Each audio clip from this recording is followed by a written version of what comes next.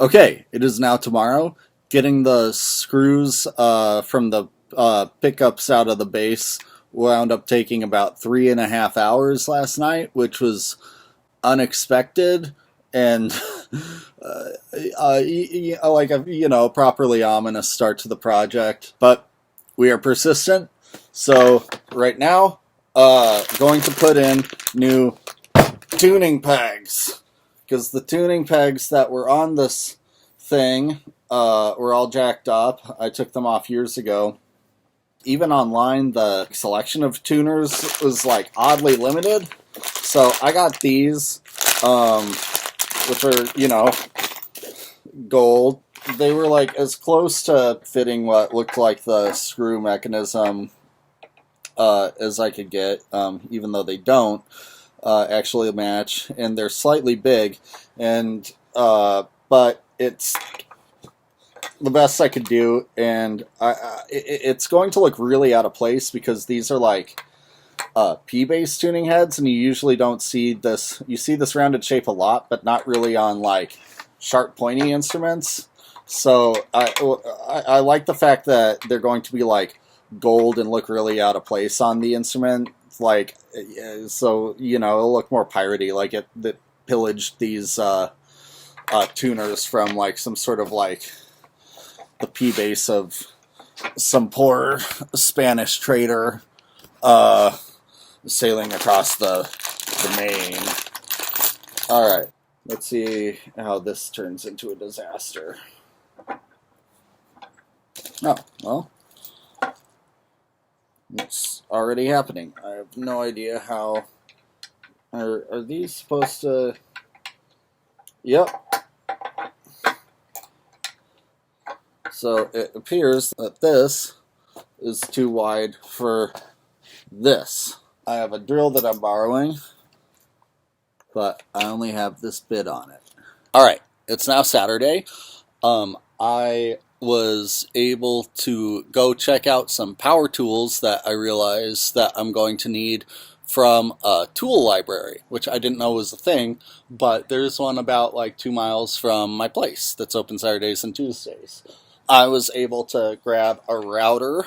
The cavities that the pickups sit in are too shallow for the pickups that I want to put in. I've done a little testing of this, and I'm going to take my first crack at trying to do this right down the center away from the edges freehand and see how that goes.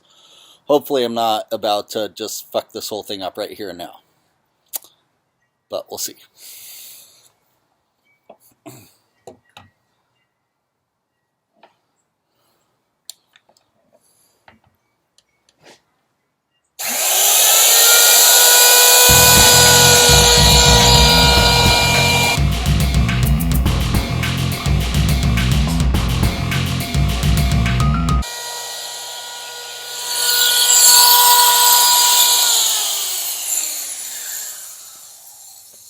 Woo! Well, that seems to have worked. I actually think the diciest part was at the very end when I forgot where the on-off switch on the router was. But looks like a pretty clean, even cut. I got pretty close to the edges without screwing anything up. And knock on wood, but I think this might just work. So I set the router shallower than it is going to need to be. Because I'm kind of playing it safe. We're going to drill down a little bit deeper. Don't fuck up, Andrew.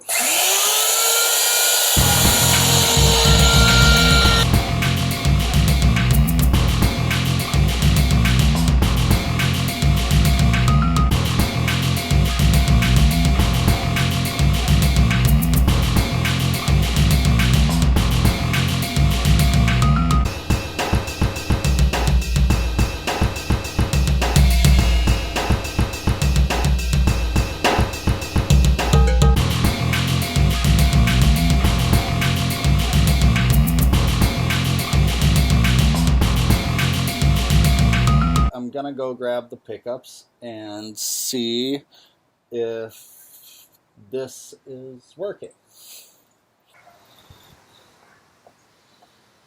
Hey!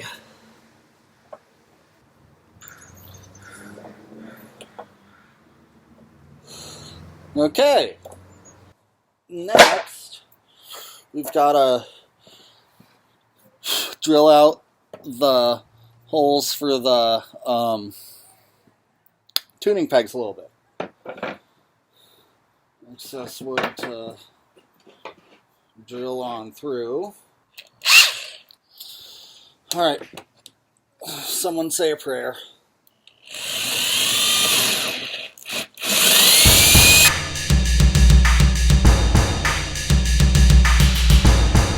Alright, seems like I did not break the instrument, so let's see if that did what I needed it to. Not quite. The only other bits that I could find at the rental, or the library, were substantially wider than these guys. This was my best option, so let's see what we can do with it.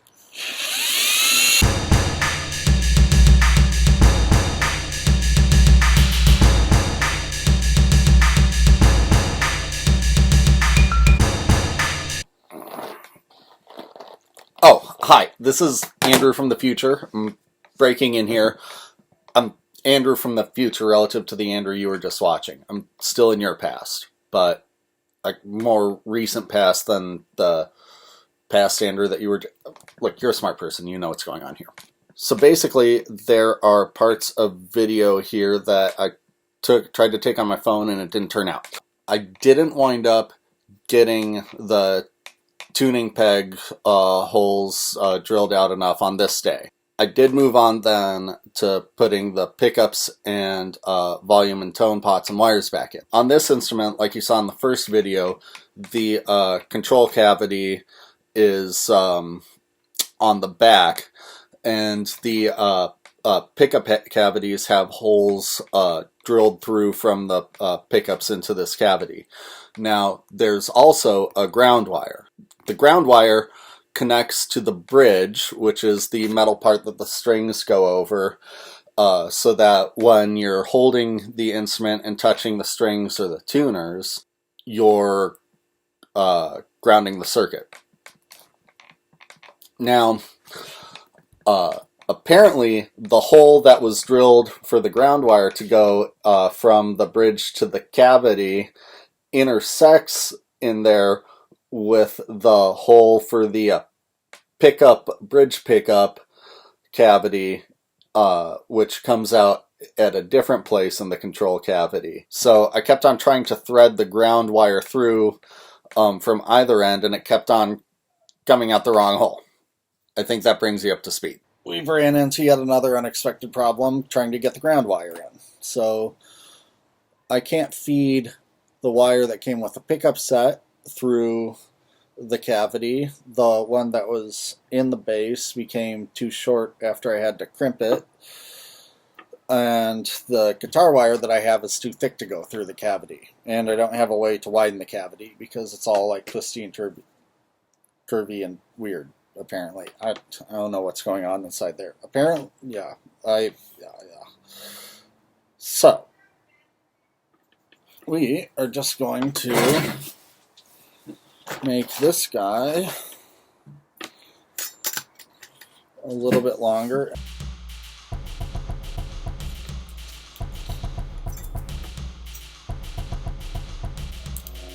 Alright, now you two are gonna make friends.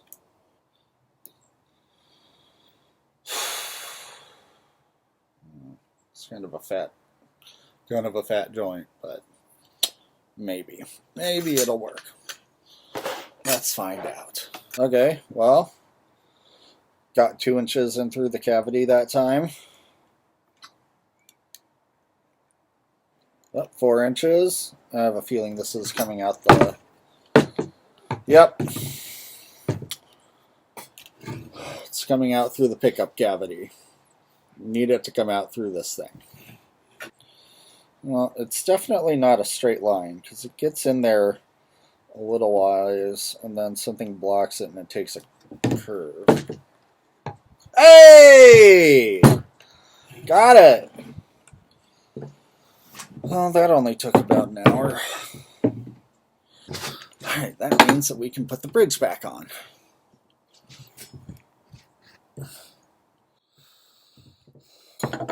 So the end of this, as you can see, I already stripped off, and it goes down one of the screw holes. And this actually feels really, really good because it feels like the base is getting put back together. Now, as you can see, I put adhesive door stop padding in the bottom of the pickup cavities so that there's some give so that I can set the height however I like. The new pickups have these solderless wiring joints, which is kind of neat. So you can see this has the two little tins and it just plugs in like merp. And let's see, we feed this end.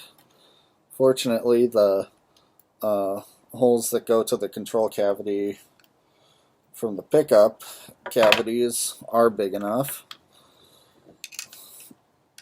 And well,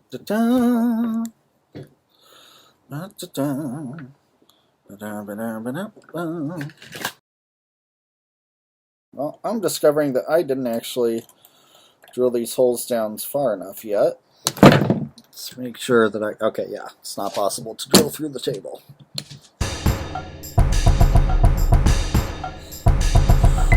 Well, that should have helped.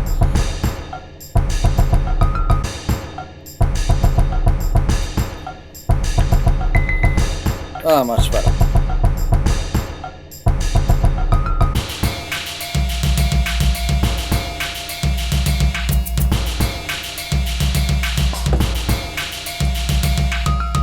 The pirate whose flag this is, Jack Rackham, was not the most deadly or financially successful pirate, but probably was the best graphic designer amongst the lot. There's one story that I really, really like where he is,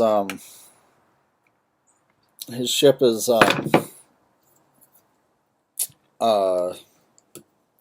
scuttled? I don't know. They've gone ashore for provisions. They're in like an inlet or something. And,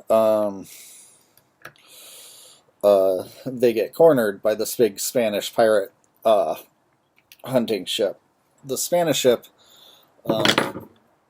has already taken an English sloop that they have with them, but the Spanish guys, the pirate hunters, can't really get at Rackham's ship while the tide's low and it's night, so they decide to wait until morning. So overnight, Rackham and his guys sneak aboard the sloop, take it quietly, and sail off. And the Spaniards don't realize what's happening until the morning when they start attacking Rackham's ship and blowing it up, and realize that there's no one on board anymore. So I thought that was a pretty cute Pirates of the Caribbean type moment. He accepted a pardon from the governor of Nassau. I guess the Europeans realized that the island was like almost completely run by pirates who were, I guess in some versions they were like maybe going to try to make their own like republic or something. I don't know. I'm about as good a historian as I am an electrician. But Jack calls it quits, gets a pardon, and falls in love with a woman on the island who's married to another ex-pirate sailor. This would be Anne Bonny. She's an red-headed Irish lass. And her husband, John Bonny, was loyal to the governor. So Jack and Anne try to get Anne's marriage dissolved somehow. Jack even tries to buy off the husband, which I guess you could do divorce by purchase back in those days, which, how charming. The governor is like, fuck no. He'd consider it a smack in the face. Anne's husband was a loyalist to him. So Anne and John sneak out in the night. They commandeer a ship and go back to pirating up and down I think the Bahamas. And Jack's like kind of a good times guy. So he usually invites the crew and the captains of the ships that he takes on board for drink and stuff, and this is how he grows his crew. Now, at one point, there's a young sailor who joins his crew in this way from being a member of a ship that Rackham took, and Anne gets a crush on him. And she's like, hey, like, I'm a woman, young sailor lad, let's bone. And the young sailor lad turns out to be another woman in disguise, Mary Read. We don't know that much about her. The story goes she had been raised to live as a boy from a young age and had been sailing in disguise as a boy. All the stories say that Mary and Anne are fast friends.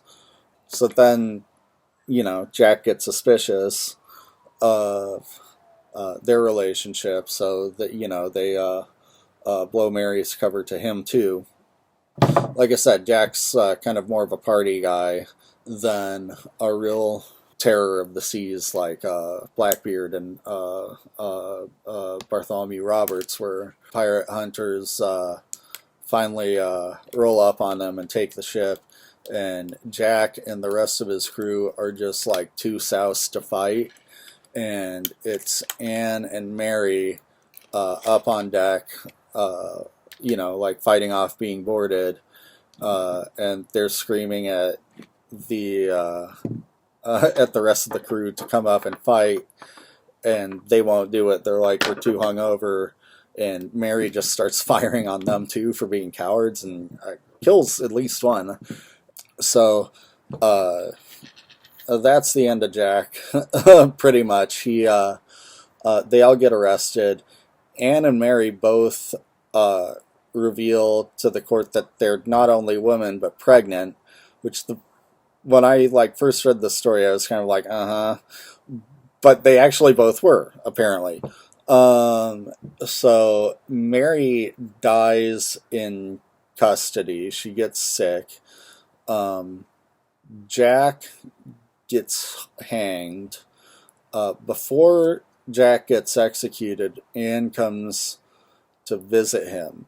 One would expect this reunion to be something out of a romance novel, but Anne just tells him if you'd fought like a man, you wouldn't be dying like a dog. And that's the last we hear of her, which is really fantastic. That actually might be the most romantic part of the whole story to me. There's no record of her execution. There's no record of her dying in prison. There's no record of her being released in prison. We just don't fucking know what happened. I like to think that she gave him the slip, and nobody noticed or fessed up to letting her get away. And who you can speculate whatever you want to as to the rest of her life, which is delightful.